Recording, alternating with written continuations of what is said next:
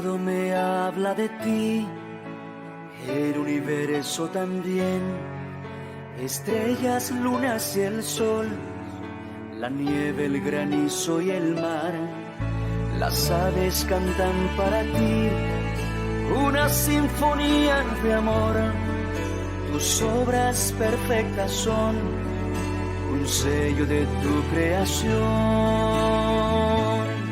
Cantaré alabanzas de gratitud por tu gran amor y bondad que tú me das. Me uniré a ese coro angelical que reconoce tu amor por esta pobre humanidad. Te daré sinfonías de gratitud.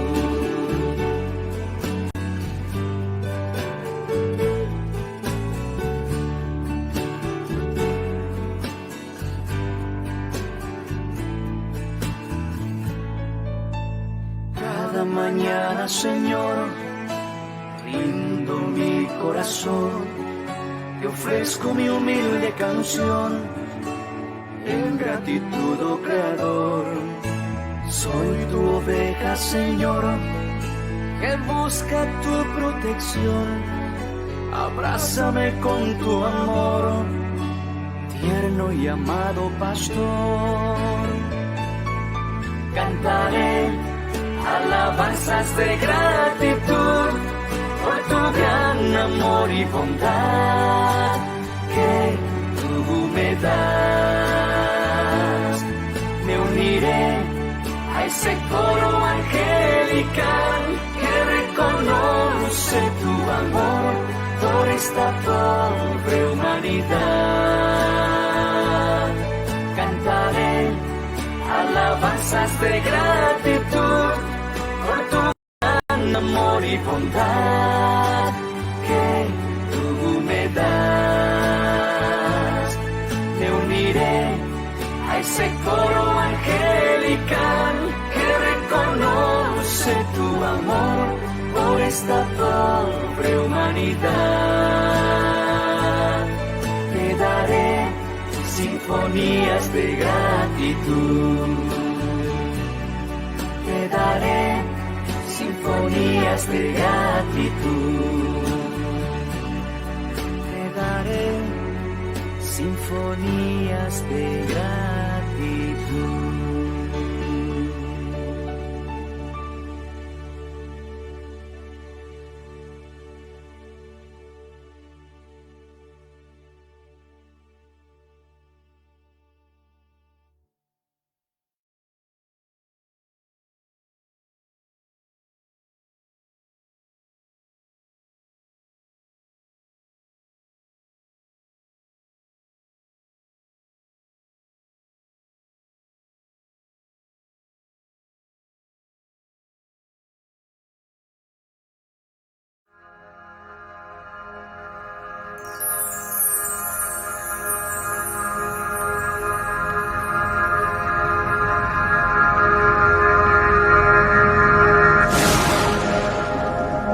Tiempo es de actuar, oh Señor, porque han invalidado tu ley.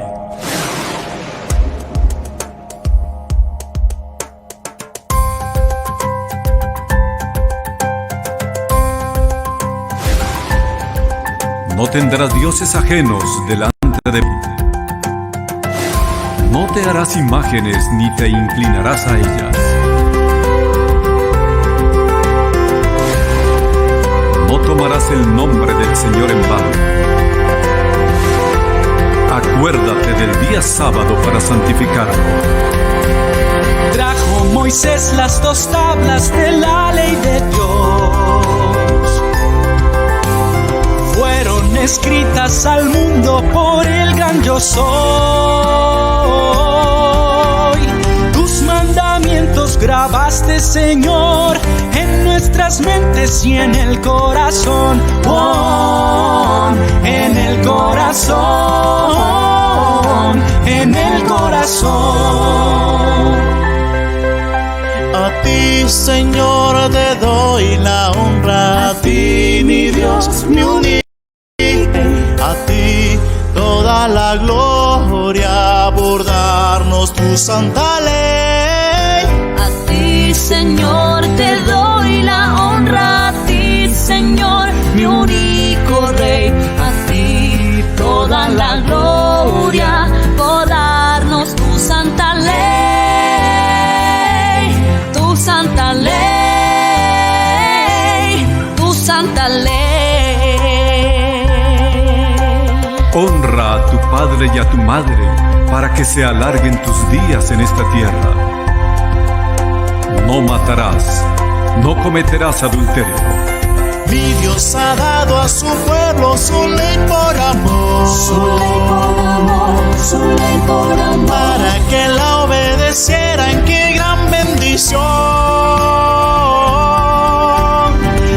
A sus hijos por siempre, Señor, pacto perpetuo por generación, por generación, por generación.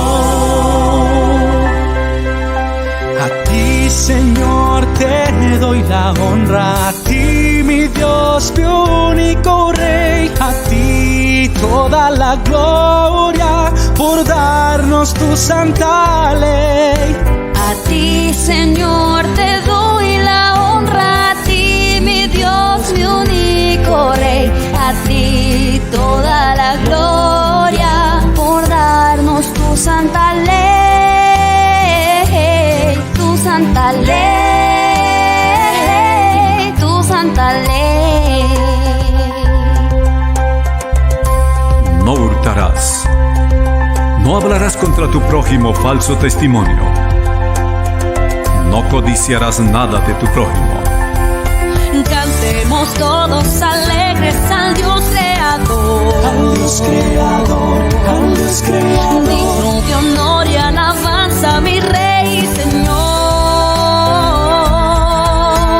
En Jesucristo nos diste el perdón y hoy me deleito en la ley de Dios. Oh, oh, en la ley de Dios. En la ley de Dios. En la ley de Dios. En la ley de Dios.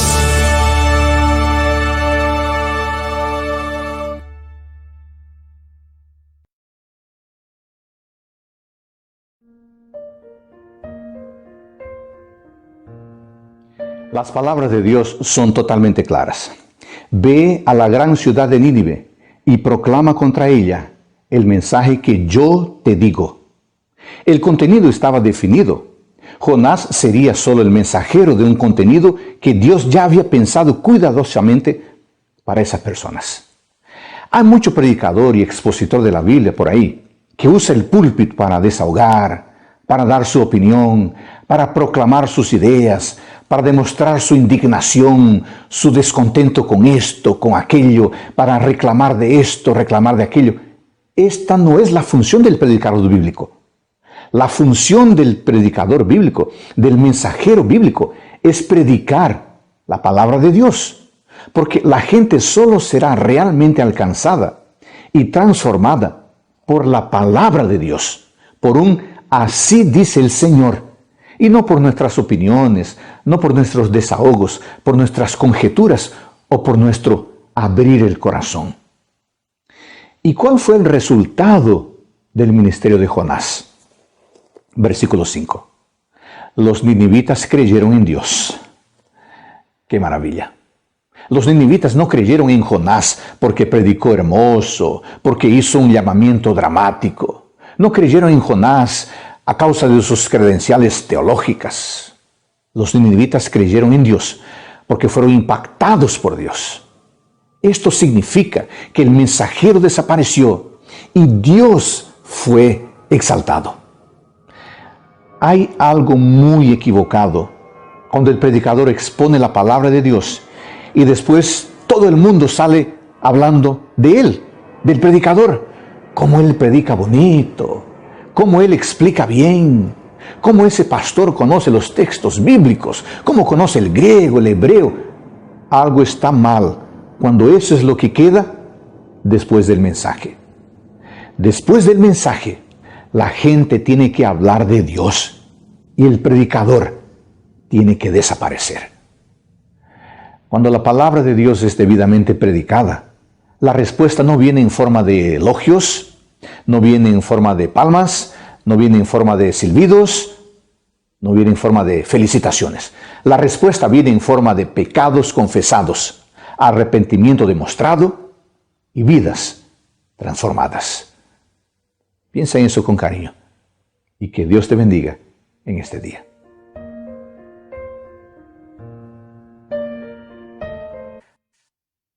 Muy buenos días para todos nuestros amigos y hermanos que se conectan en estas primeras horas de este día lunes 22 de marzo del año 2021. Este es tu programa de mañana con la bendición de Dios. También damos gracias a Dios por este plan Reavivados por su palabra. Qué tremendo mensaje que nos dio hoy la lectura de Jonás, capítulo 3. La enseñanza principal, la palabra de Dios, va por encima de todo. Y me gustó esa frase. El predicador desaparece después de un tema. El que tiene que prevalecer y permanecer es la palabra de Dios. Bienvenidos, amigos que se conectan en los distintos lugares. Buenos días para los de este lado del continente americano. Buenas tardes para los que están en la zona de Europa. Y buenas noches por ahí algunos que están en la zona de Asia. Bienvenido, bienvenido. Dios te bendiga, un feliz día, una feliz semana que ya inició. Y esta semana vamos a estar con un tema muy especial que hemos titulado Casi Salvos. Casi Salvos. Y damos la bienvenida a Caterine Bustamante, que se conecta desde... ella está, bueno, no dice, pero dice: buenos días, mis queridos hermanos. La paz de Dios inunde nuestros corazones. Y Caterine está pidiendo oración por José Bustamante, su abuelo. Tiene una parálisis en las cuerdas bucales que le impide alimentarse y está delicado. Vamos a orar, Caterine, para que tu abuelo se restaure, ¿verdad? Para que él pueda tener nuevamente su capacidad de digerir los alimentos, comerlos. Aminta Petro desde Bogotá nos saluda y nos dice: feliz semana, Dios es bueno. Gracias, hermana Aminta Petro. Ivonne Susana Contreras desde Cincelejo saluda diciendo buenos días. Mariluz Romero desde Cartagena dice buenos días con entusiasmo y alegría. María Robledo, buenos días, hermanos, Dios los bendiga. Pido oración por mis hijos. Ella está orando, pidiendo oración por sus hijos. ¿Cómo no? Así va a ser, hermana María Robledo. Caterine dice que está escribiendo desde Ciénaga, el departamento de Magdalena. Un saludo para todos los amigos y hermanos en ese maravilloso municipio. También saludamos a Giselle Jiménez, a Consuelo Tobar, Prisca Paternina, Luz Dari Guerra nos saluda, Sandra Espinel también está saludando, Joana Causado desde Cartagena, Carolina García también se une a esta transmisión y les recordamos, compartan. Necesitamos que ustedes ya comiencen a compartir, porque este mensaje de hoy, como todos los mensajes que presentamos aquí, es poderoso. Y yo quiero que desde ya usted comience a compartir y diga: ya le compartí a mi hermano, ya le compartí a mi sobrino, ya le compartí a mis hijos, ya le compartí al vecino. Comience a compartir, porque hoy el mensaje es de salvación, un tema de salvación y vida para muchos. También Robinson Montero está saludando desde Cartagena. Clara Gaitán desde Estados Unidos nos desea buenos días. Waldi Esquivia también está saludando. Luis Vázquez desde Cartagena saluda también con alegría y entusiasmo. Así que son muchos los que se van conectando, pero insisto, vamos a compartir para que muchos más se agreguen a esta transmisión. Vamos entonces a escuchar el programa de los 40 días de oración.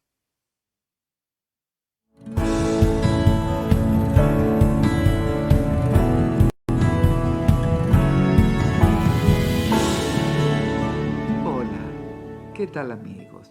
Bienvenidos a Fe en los Orígenes. La frase que vamos a estudiar hoy está en Génesis 2:2. donde nos afirma que Dios reposó el séptimo día de todo cuanto había hecho. El relato bíblico nos afirma que Dios reposó con el hombre el primer sábado de vida que ellos tuvieron en esta tierra.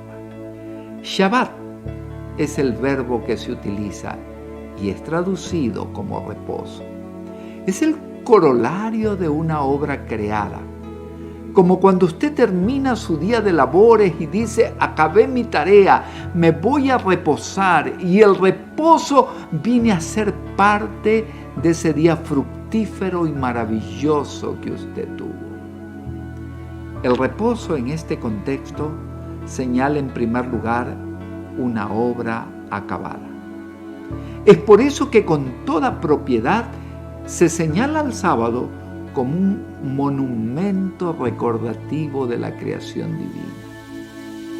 También de una creación de días literales, donde el sábado como séptimo día de la semana tiene su lugar y su propósito. Cuando se afirma que los días de la creación son espacios mayores de tiempo, el sábado pierde su naturaleza. ¿Por qué reposó Dios? Es una pregunta inquietante. Quizás más inquietante, ¿Él necesitaba reposar? Dios no descansó porque lo necesitara. Isaías en el capítulo 40, 28 dice, el Dios eterno es Jehová, el cual creó los confines de la tierra. Él no desfallece ni se fatiga con cansancio. Oh, este pasaje es valioso, amigo, porque su contexto es la creación divina y nos habla de la fortaleza de Dios. Él no necesita reposo. Lo que hacía era enseñar al hombre que en este día había una cita de amor concertada entre el Creador y su criatura. Este es un concepto lleno de intimidad, de calor humano. ¿Recuerdas tus días de novio o novia? ¿Cómo anhelabas estar el mayor tiempo posible junto al amado o a la amada? Y las citas de amor establecidas se tornaban infaltables. Es posible que estuviéramos aún antes de la hora pactada, porque la presencia del amado lo justificaba. En segundo lugar, Dios nos dio ejemplo. No solo nos acompañó en el reposo, sino que postergó todas las labores propias de la deidad para entregarnos 24 horas de su tiempo en favor de la criatura humana. ¿Te imaginas? ¡Cuánta consideración! Dios, el dueño del universo, respeta el tiempo de atención particular que le asigna a sus hijos terrenos. ¡Qué pensamiento más sublime! Él es nuestro referente en la observación sabática. Fue una alegría haber estado con ustedes en esta hora. Los espero mañana.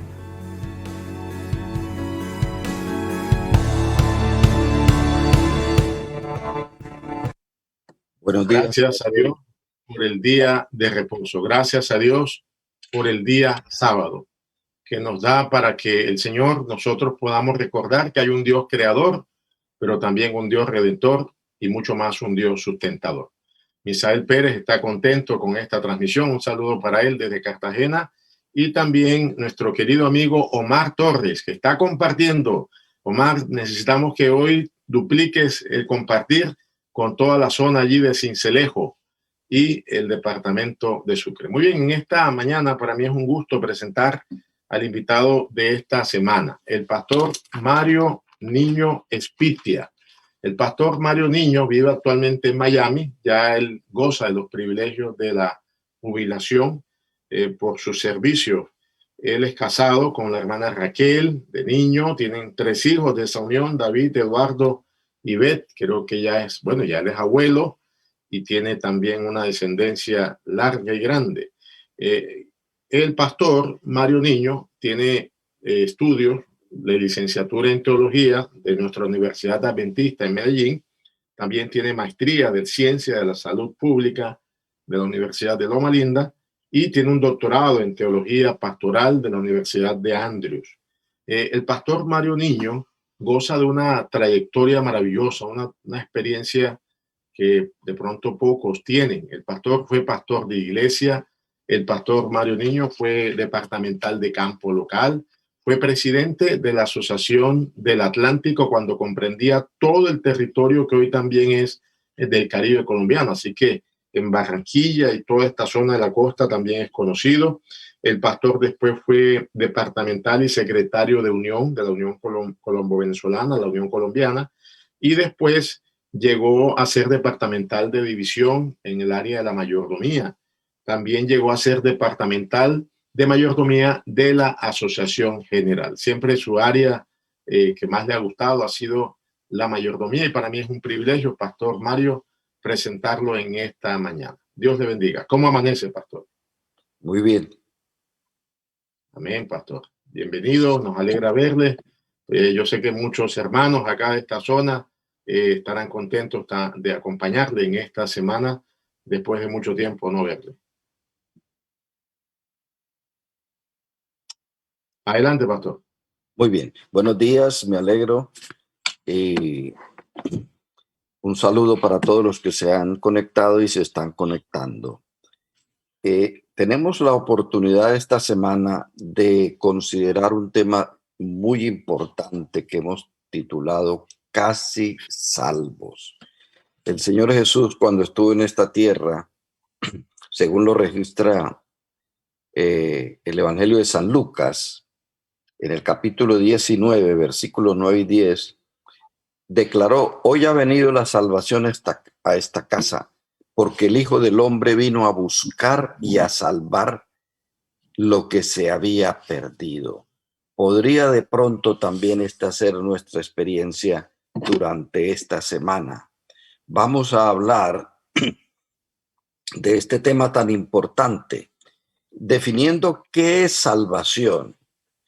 ¿Qué significa salvar? Salvar es un verbo que describe la acción por librar a alguien de un peligro. ¿Y cuál es el peligro en que los seres humanos estamos?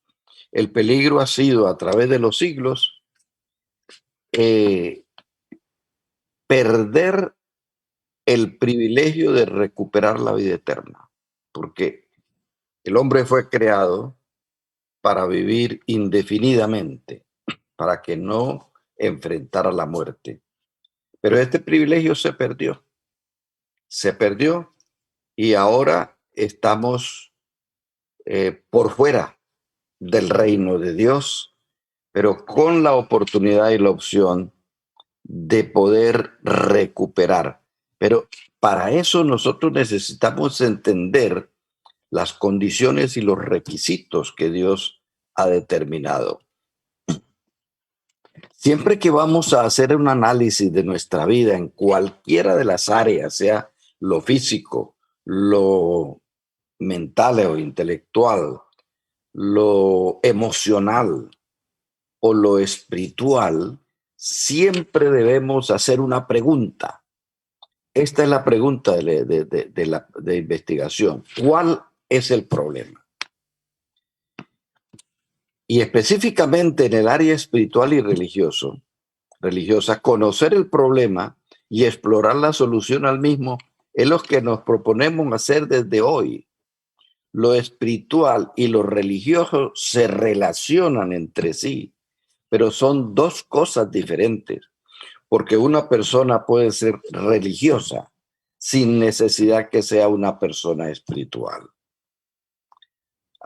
Lo contrario es un poco más difícil. Así que permítame hacer la introducción que comprende la historia. ¿Por qué es importante ubicarnos en la historia? Porque la historia nos da los hechos que sucedieron, lo que ocurrió.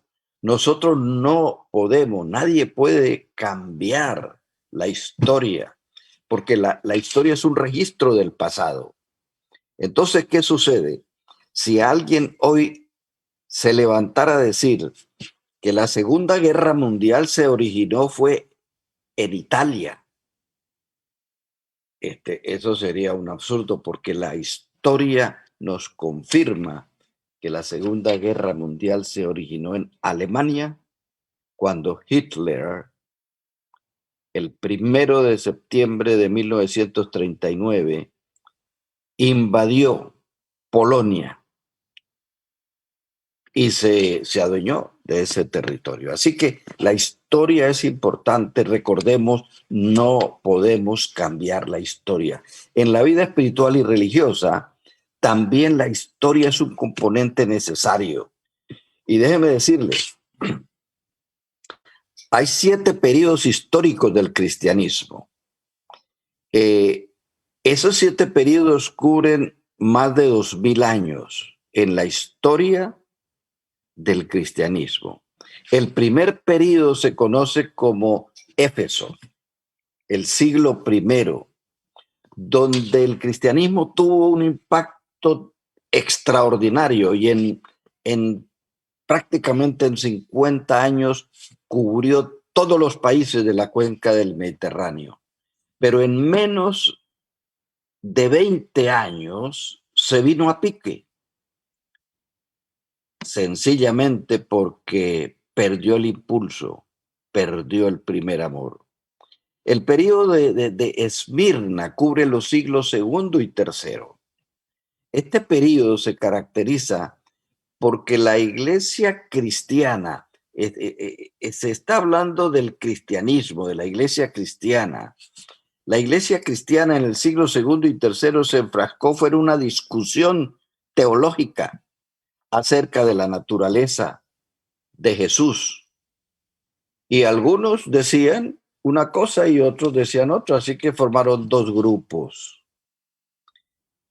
que dividieron el cristianismo.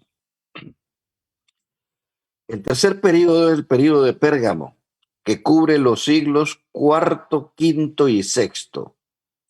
Aquí es donde empieza con mayor énfasis, con mayor impacto, la desviación del cristianismo. Este es un punto que es necesario que nosotros conozcamos y que nosotros descubramos. El cristianismo que tenemos hoy, por hoy, no es el cristianismo genuino y original. ¿De dónde sale el cristianismo original? Bueno, sale de una decisión que el Señor Jesús tomó como enviado de Dios, como hijo de Dios, donde declaró, y cito la referencia bíblica, Mateo capítulo 21, versículo 43. El Señor declaró ante los saduceos y los fariseos y los escribas: por tanto os digo que el reino de Dios será quitado de vosotros. Es una declaración determinante. Será quitado de vosotros y será dado a gente que produzca los frutos de él. ¿Por qué el judaísmo? No podemos entrar en todos los detalles. El judaísmo es una nueva religión que empieza como hebraísmo. ¿Por qué? Porque su idioma es el hebreo y sus miembros constituyen la nación hebrea, que más tarde se llamó Israel y que finalmente terminó como reino de Judá, y por eso se llaman hoy judíos. Así que el judaísmo representa esa religión original que fue establecida por Dios. Pero esa religión Dios la estableció en el monte de Sinaí y dio todas las instrucciones para que el pueblo de Israel la siguiera detalladamente, cosa que no hizo Israel. Se concentraron en otras cosas religiosas y desconocieron o ignoraron lo que Dios había indicado. Ese es un peligro que siempre ha existido a través de los siglos. Nosotros podemos concentrarnos en las cosas religiosas y descuidar la vida espiritual. Así que este descuido hizo que Israel no produjera frutos. ¿A qué se refiere esos frutos? Los frutos se refieren a los hechos, a las acciones que hacen los seres humanos como parte de sus decisiones. Así que estos frutos no se dieron. ¿Y qué sucede? El Señor dice, ya no más. ¿Cuántos años toleró el Señor al pueblo hebreo, al pueblo judío, que era un pueblo santo, un pueblo especial? 15 siglos, es decir, 1500 años. 1500 años lo toleró. Pero ya cuando vino en persona y las cosas no cambiaron, el Señor ya dictó esa decisión, donde dice, el reino de los cielos será quitado de vosotros y será dado a gente que haga los frutos de él. Así que el problema eran los frutos, y esto lo vamos a analizar durante esta semana con mayor detalle. Entonces, el Señor cambia el modelo para el Nuevo Testamento, la época del Nuevo Testamento. El Señor cambia el modelo, no cambia la religión judía, porque la religión judía no era la que tenía fallas, no era la que tenía errores, no era la que tenía dificultades. Las dificultades y los errores y las equivocaciones las generaron fue los dirigentes judíos. Entonces tenemos que hacer diferencia entre lo que es la religión en sí y lo que son los dirigentes religiosos, que son los encargados de enseñar correctamente, dar la orientación correcta para que los feligreses, los creyentes puedan recorrer ese camino. Entonces no lo hicieron y ahora el Señor llama a 12 que denominó apóstoles. Los 12 apóstoles eran 12 dirigentes judíos también, fervorosos, comprometidos, dedicados, y el Señor los constituyó como el núcleo de la gran empresa que ahora el Señor les estaba encomendando de aclarar el significado correcto de las instrucciones de Dios, sus mandamientos, sus leyes, sus estatutos, de enseñar y de motivar en la dirección correcta. Esto se constituyó entonces como el núcleo de lo que se llama, se identifica en los libros de historia como la Iglesia Apostólica, es decir, el primer siglo de la era cristiana. En 50 años, esa Iglesia Apostólica cubrió todos los países alrededor de la cuenca del Mediterráneo. Sencillamente fueron, visitaron y proclamaron las buenas nuevas. Pero en menos de 20 años se fueron abajo, se fueron a pique. Y ahí la pérdida del primer amor en la iglesia cristiana les impidió desde entonces producir los frutos. Así que tenemos ahora, por 1500 años, un cristianismo, por los primeros 15 siglos, tenemos un cristianismo que tampoco da frutos. Y ya ustedes sacan la diferencia, la comparación. ¿Cuál es la diferencia entre un judaísmo que no produce frutos y un cristianismo que no produce frutos? No hay ninguna diferencia. Si no es aceptable lo uno, tampoco para Dios es aceptable lo otro. Así que esta historia del cristianismo que recorre ahora el siglo II, el siglo III, se ve impactada por una tremenda falla, un tremendo error en el siglo IV. Y ese tremendo error tiene un nombre, se llama Constantino el Grande. Constantino el Grande llegó a conformarse como el emperador de todo el imperio romano, que hasta entonces estaba subdividido en el imperio romano de Oriente, en el imperio romano de Occidente. El de Occidente tenía la sede en Roma, el de Oriente tenía la sede en Bizancio. Entonces, por eso se llama Imperio Romano, el de Occidente, Imperio Bizantino, el de Oriente.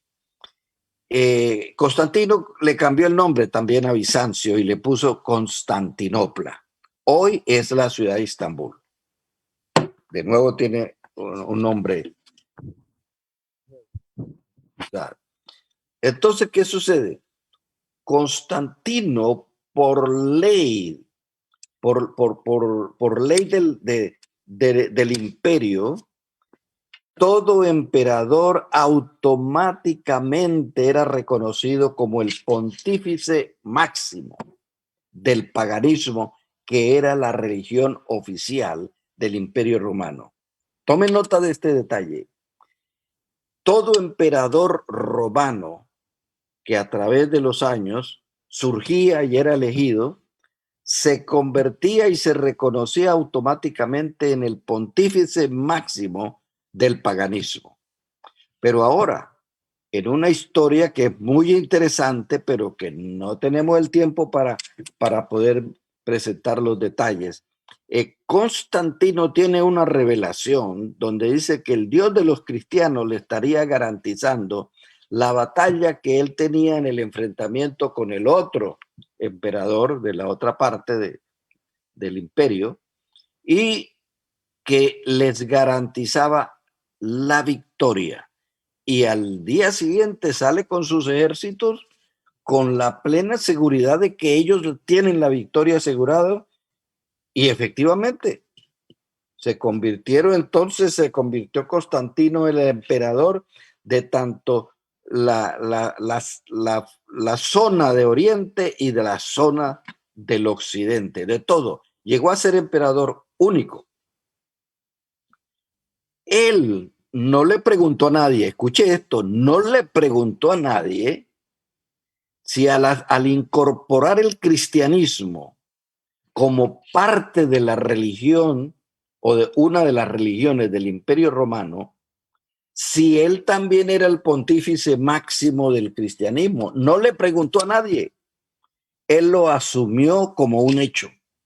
Entonces él empezó a actuar como el pontífice máximo del cristianismo. Escuche esto.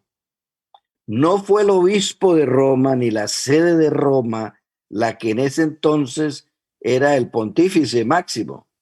No. Para ese entonces ni siquiera existía la Iglesia Católica. Existía el cristianismo de Oriente y el cristianismo de Occidente. La Iglesia cristiana de Oriente llegó a ser la Iglesia ortodoxa, la Iglesia cristiana ortodoxa. La Iglesia cristiana del Occidente se convirtió en la Iglesia católica, apostólica y romana, representando justamente eso. Así que la preponderancia de la sede de Roma, del obispo de Roma, no era tan destacada como algunos quieren hacerla aparecer. Y efectivamente, Constantino empieza a dirigir el cristianismo. Escuche esto.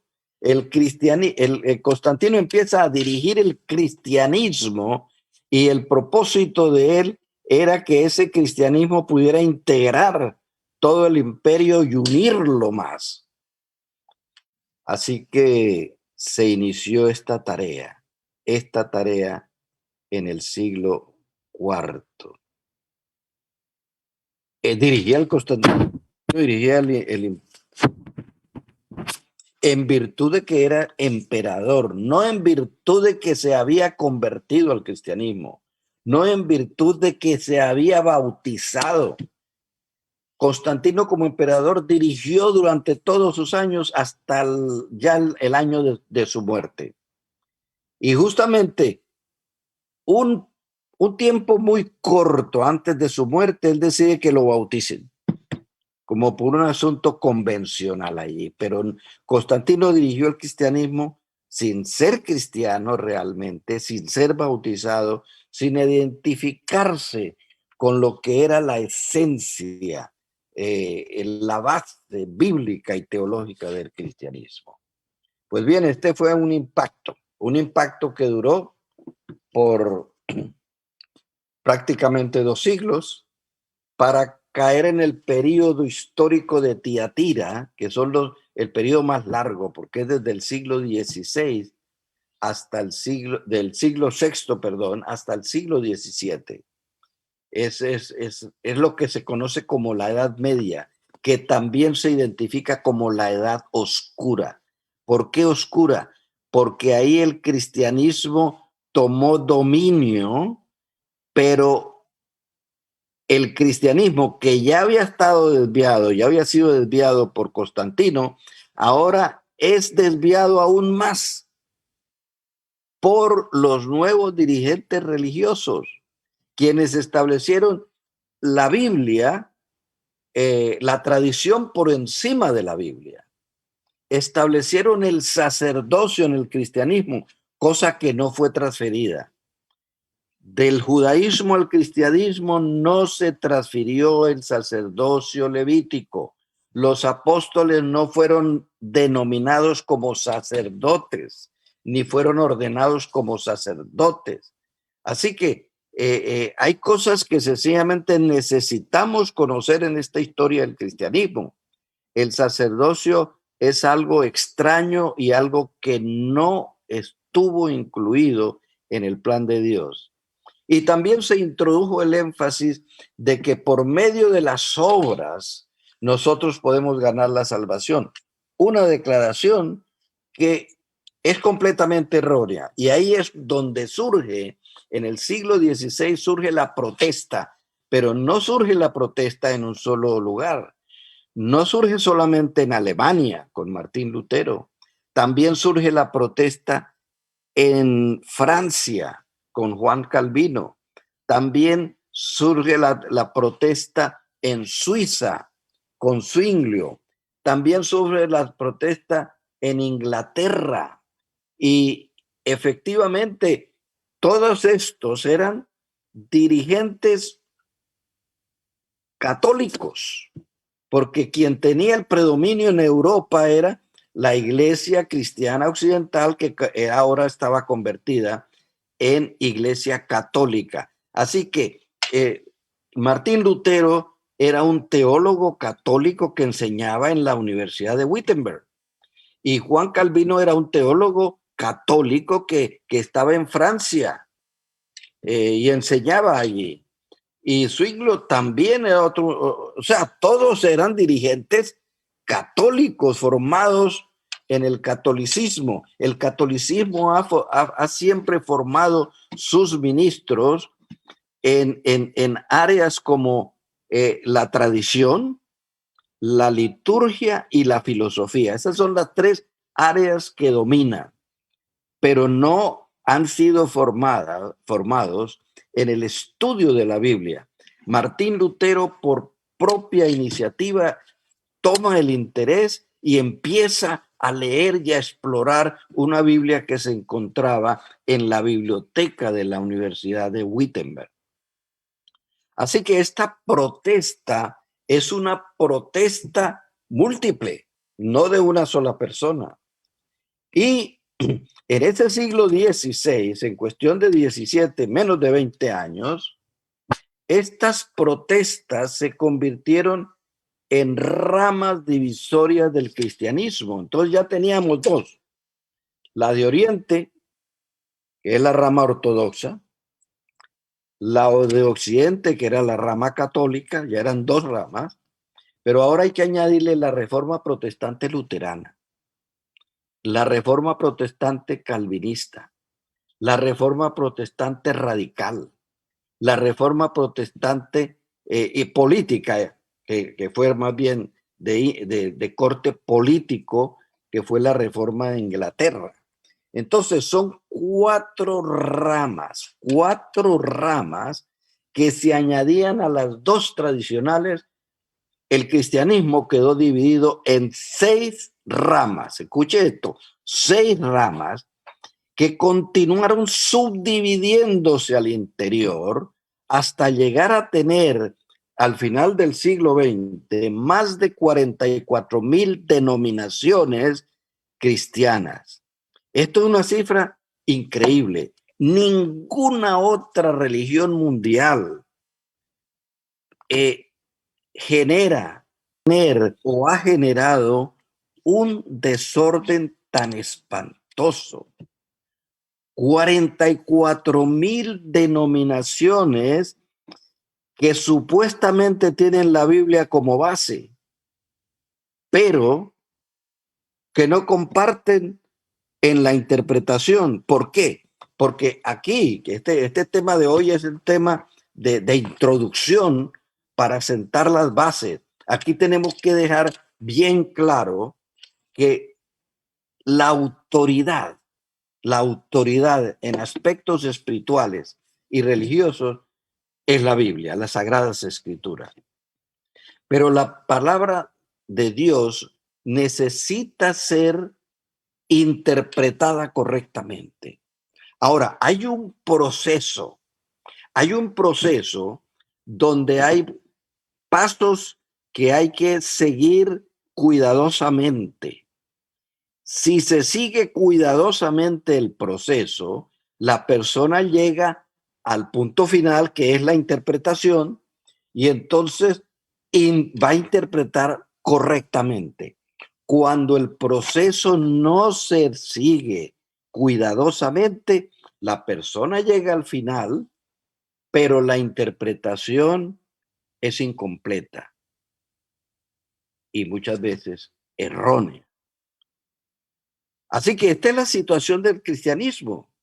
Esta es la situación del cristianismo en este siglo XVI y XVII. Esta es la situación, un cristianismo dividido. Hoy hay indiferencia hacia la religión justamente por este problema. ¿Por qué tantas religiones? ¿Por qué todos dicen lo mismo? Porque siempre dicen: nosotros tenemos la verdad. Eso lo predican y lo proclaman todas las denominaciones cristianas. Nosotros tenemos la verdad. Como tenemos la verdad, somos la iglesia verdadera. Y como somos la iglesia verdadera, estamos asegurados en el reino de Dios. Entonces, esto fuera verdad si la primera premisa fuera verdadera, fuera correcta. Pero la primera premisa no es correcto. La verdad no puede fragmentarse en más de 44,000 versiones, porque la verdad es como el diamante. Usted lo prueba cuantas veces lo prueba y el diamante sale airoso. ¿Por qué? Porque es diamante. Pero cuando usted prueba algo que es falso y entonces le hace la prueba, se desbarata, se destruye. ¿Por qué? Porque no era diamante. Así que esta es la situación tremenda en que nosotros estamos todos, independientemente de la denominación religiosa en que usted ahora esté siguiendo como creyente, etcétera. La situación es similar para todos. El periodo de Sardis, que es el siglo XVIII y XIX, se concluye con una muerte espiritual. Y luego viene en el siglo XIX en el periodo histórico de Filadelfia un reavivamiento espiritual que, bueno, logró sus efectos, pero que finalmente cae en el séptimo periodo histórico del cristianismo, que es el periodo de la Odisea de los siglos XIX y XX, y ya entramos en el XXI. ¿Cuál es el problema de este periodo histórico? El problema es que hay una indiferencia espiritual y religiosa alarmante, porque todas estas más de 44,000 denominaciones que proclaman tenemos la verdad, somos la iglesia verdadera, sencillamente lo describe el libro de Apocalipsis como una afirmación diciendo yo soy rico y de ninguna cosa tengo necesidad. Ahora, ¿cuán útil va a ser la enseñanza para alguien que no quiere aprender? No hay utilidad. Sencillamente es una situación bien complicada, y en esta semana nos proponemos, a través de esta serie de temas casi salvos, analizar la pregunta de investigación. ¿Cuál es la pregunta de investigación? La pregunta de lo que sucedió. Esto es lo que vamos a estudiar a partir de lo próximo. Entonces, la pregunta de investigación que siempre hay que tenerla en la mente es, ¿cuál es el problema? En el cristianismo, ¿cuál es el problema? Y yo le voy a dar la respuesta. En el cristianismo el problema es que no entendemos lo que es el cristianismo. Y como no lo entendemos, entonces ha ocurrido esta fragmentación donde cada cual se siente seguro. Pero durante esta semana vamos a aclarar con citas y con referencias históricas, con cosas, es decir, no son interpretaciones personales, son asuntos ya que están corroborados y que están respaldados por el libro sagrado. Déjeme terminar diciendo que el libro sagrado, que se conoce como las Sagradas Escrituras, no es ni católico ni protestante. Se ha introducido ese concepto, es un concepto que no ha sido aclarado.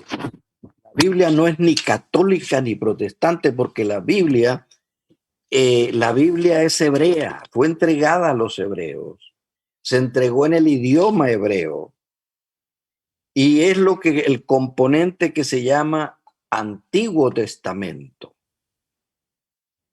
El Nuevo Testamento son libros que no habían sido escritos cuando el Señor Jesús estaba en esta tierra. Cuando estaba ejerciendo su ministerio, no existían los libros porque no se habían escrito todavía. Así que cuando él dice escudriñad las escrituras, él se está refiriendo a las escrituras hebreas, es decir, las del Antiguo Testamento. Se estaba refiriendo a eso. Escudriñad las escrituras. Y él no usó la palabra leer las escrituras. Él usó la palabra escudriñar, que dice profundizar, investigar, explorar y sacar la verdad. Entonces, el cristianismo debe escudriñar las escrituras, pero en las diferentes denominaciones no se está enseñando cómo hacer ese proceso de investigación. Y esta semana trataremos de incluir una porción de esto, para que usted también aprenda cómo es el proceso y el proceso correcto. Porque si no lleva el proceso correcto, sus conclusiones van a ser incompletas, y por lo tanto, casi salvos no significa que estamos casi perdidos. Eso es lo que vamos a aclarar en la temática de esta semana. Creo, si no estoy equivocado, que el tiempo asignado ya se terminó. Por lo tanto, voy a dejar aquí con esta introducción que quiero garantizarle para ustedes, mis apreciados amigos y hermanos, va a ser algo sumamente interesante. ¿Por qué? Porque fue muy interesante cuando yo empecé a hacer estas investigaciones. Estas investigaciones me tocó hacerlas de una manera profesional para poder preparar la tesis y defender esa tesis para el grado doctoral. Y fue investigando unas cosas alrededor del tema del judaísmo que aparecieron otras. Y eso es lo que queremos compartir con ustedes, ese conocimiento. Y no le estoy diciendo que usted acepte el conocimiento, sino que usted vaya y lo compruebe por usted mismo, si eso es así o no es así. Y entonces usted toma la decisión. Amén. Que el Señor les bendiga y les ayude en este día, y mañana nos veremos, Dios mediante. Pastor Niño, muchas gracias. Esto ha sido una clase maravillosa. Yo pienso que se ha abierto el panorama para muchos, inclusive para el que le está diciendo, porque usted en 40 minutos nos ha dado una clase que prácticamente se da en un semestre. Así que agradecemos a Dios por eso.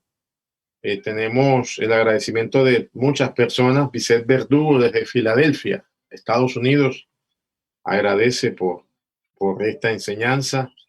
Lo mismo que la familia de Esperanza Colombia Radio, Patricia Silván, la hermana Regla Matarranz también está agradecida, y Diana Patricia Rúa agradece también por esta bendición. Creo, pastor, que mañana debemos de conectarnos más temprano para que usted tenga el suficiente tiempo de compartir toda esta enseñanza. Así que vamos a ir concluyendo en esta hora de la mañana, saludando y pidiendo oración. Pastor, no se vaya porque usted va a tener la última oración. Hay varios pedidos de oración acá. Sandra Espinel está pidiendo salud, oración por Nubia Roldán, que está trasladada a Santa Marta y está hospitalizada en Valledupar. Fue trasladada desde Santa Marta a Valledupar. También Mari Fernández está agradecida, Edilza Olivares, Carolina García.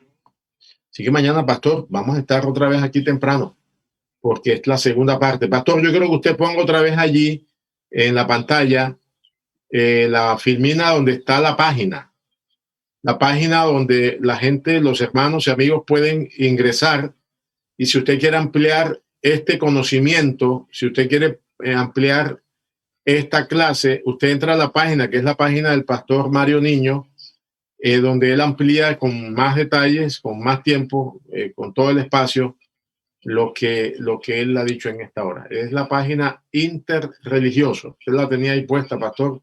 Sí, ahí está, ya. Hágale compartir pantalla, por favor. Ah, ok, listo.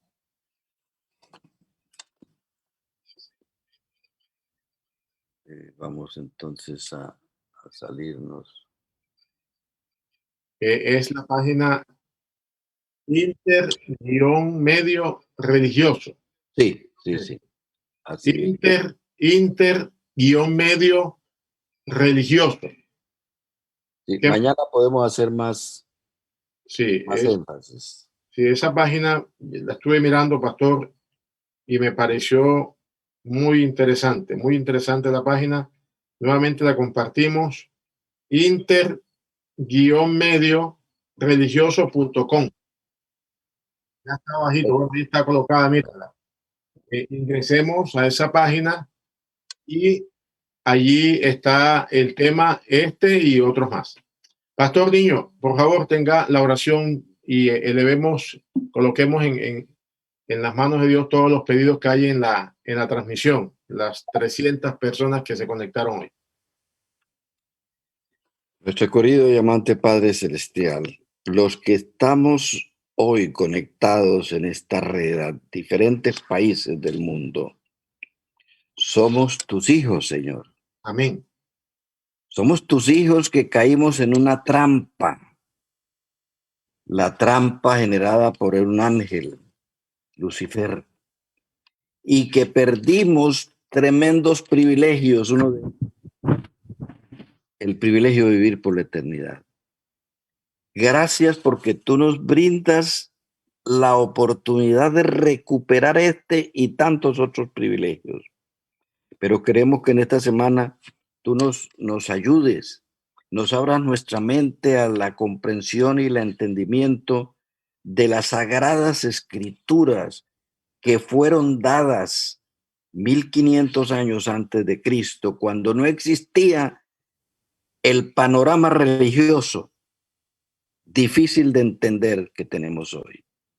Y queremos que tú nos des la ayuda de tu Espíritu y la asistencia de tu Espíritu Santo para que podamos hacer en esta semana las cosas que de pronto no lo hemos logrado hacer en nuestros pasados años de experiencia.